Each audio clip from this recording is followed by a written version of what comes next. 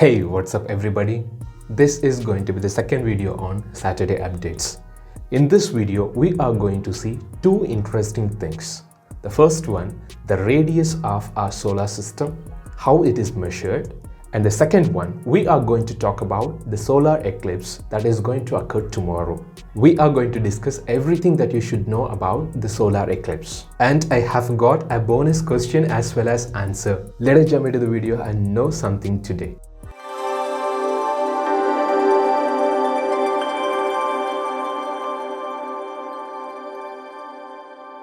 Hey, if anybody is new here, please consider subscribing our channel. In the last few videos, we have talked about universe, observable universe, parallel universe, and the size of the observable universe, etc. Those who haven't watched, I'll link those videos in the description below. Please do watch those videos for a better understanding. Those who are new, I'll just finish a brief introduction about the universe in 30 seconds. The universe is very large, which we can't measure. Whatever we could measure, we call it as observable universe. And this universe is expanding each and every second, which we call it as inflation. In our observable universe, we have hundreds of thousands of galaxies, which are whirling, which are also moving. We are in the Milky Way galaxy, which is also moving. In the Milky Way galaxy, we are almost halfway away from the center of our Milky Way galaxy, which we call it as our solar system. Our solar system is just a dot if we compare the matter present in our galaxy. We find a lot of celestial objects in the solar system itself. In the solar system, there is a star called Sun and the 8 planets and asteroids, natural satellites, comets, etc. A big wonder what?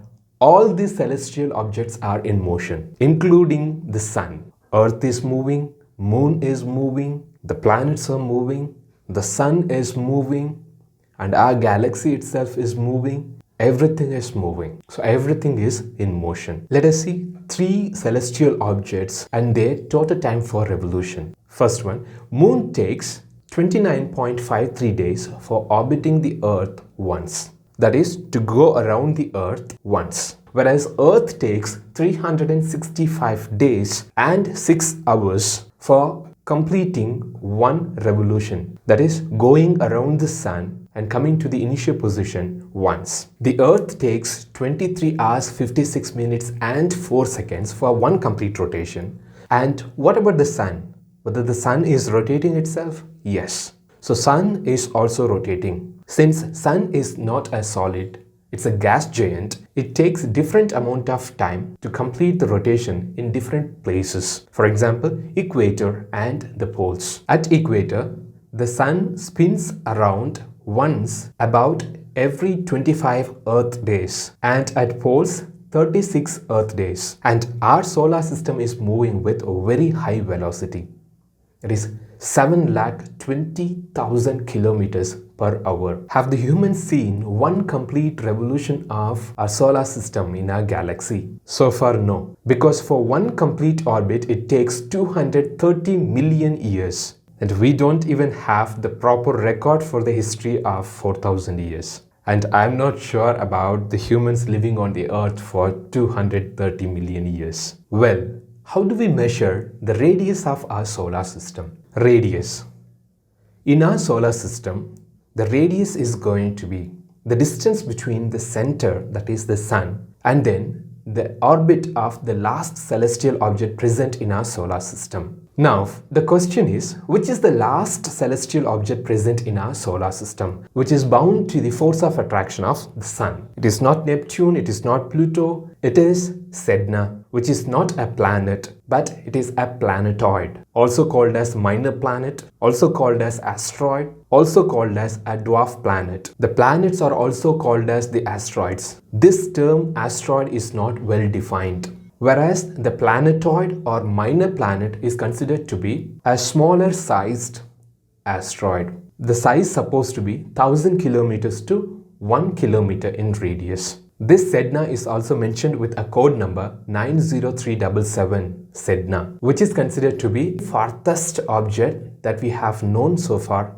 in the solar system. This planetoid Sedna is 3 times as far as Neptune. As we have already mentioned, Sedna is possibly a dwarf planet. Consists of water, methane, nitrogen ices and tholins, etc. And one more interesting thing, this is the reddest planetoid in our solar system. And most important thing, till today we do not know whether this planetoid has got a moon. Our Earth is orbiting the Sun in an elliptical path. It is not complete a perfect circle. Likewise, Sedna is also orbiting the Sun in an elliptical path. If it is a perfect circle, the radius will be same throughout its revolution. Whereas when an object is moving in an elliptical path, its distance will vary depending upon the position with respect to the center. At a point of time, the object will be very close to the Sun. At a point of time, it will be the farthest from the Sun. The closest distance between the Sun and then the celestial object, we call it as perihelion.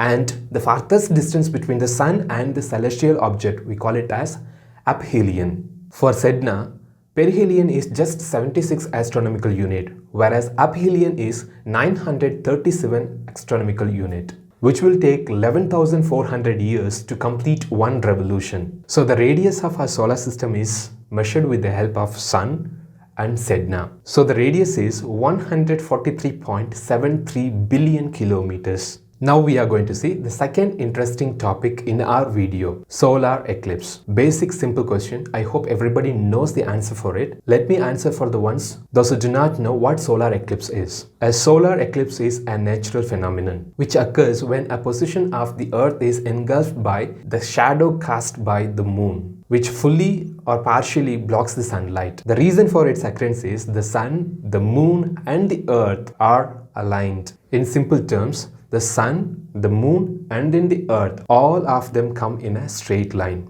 Since moon is in between the Earth and Sun, it blocks the sunlight which travels from Sun to the Earth. Due to blockage of sunlight, moon's shadow falls on the Earth, which we call it as solar eclipse. The moon's revolution period is 29.53 days. That is approximately 1 month. So we should be seeing a solar eclipse every month.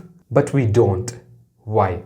What is the reason behind it? It is because of the tilted orbit of moon at more than 5 degrees to the orbit around the Sun. So usually the shadow of moon misses the Earth or us, which we cannot see. So how many solar eclipses can we see per year? The experts say minimum 2 solar eclipses and maximum 5 solar eclipses can be seen each year. Now, how many types of solar eclipses are there?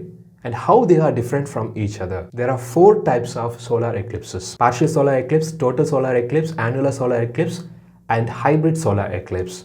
Let us see one by one. First, solar eclipse. This type of eclipse is most common and least impressive, which is a part of every other solar eclipse. During this eclipse, we will be able to see a crescent sun. Sun seems to have a smiley face. If moon covers less than 90% of sun, then we can call it as a partial solar eclipse. And this eclipse is very dangerous to see with a naked eye. Second type, total solar eclipse. As the name says, moon completely blocks the sunlight or covers the sun. This happens when moon is very closer to the Earth. When the moon is the closest to the Earth, we call it as perigee. The distance is 3,63,104 kilometers. Like if you're covering the eye, you will not be able to see anything. If you're keeping your hand a bit away from, then you will be able to see the things around your hand. When the moon is closest to the Earth, it appears big enough to block the sunlight completely. I would like to share 2 interesting things about total solar eclipse. First one, you can look at the sun's corona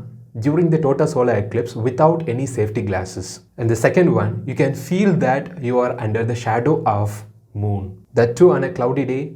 The day becomes dark, a sort of night. But remember, in total solar eclipse, we can also see a long partial solar eclipse, which is very dangerous for our eyes. Now, the third type, annular solar eclipse. This type of solar eclipse occurs when the moon is farthest from the Earth. When it is farthest, we call it as apogee. The distance is 4,05,696 kilometers in its elliptical orbit. Since it is farthest from the Earth, it cannot block all the sunlight. Sun appears to be bigger in the sky than the moon. So moon covers most, but not all. The outer surface of moon seems to be lit up with very bright light, which is very dangerous to see. That creates what's known as the ring of fire eclipse. Total darkness can't occur during this type of eclipse, and partial eclipse is also a part of this eclipse. The next annular solar eclipse will occur on 21st of June, that is tomorrow. It will start at 9:15 am and end at 3:03 pm.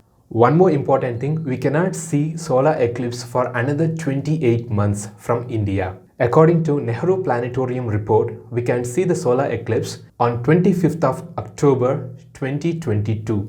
And the fourth type, hybrid solar eclipse. Hybrid.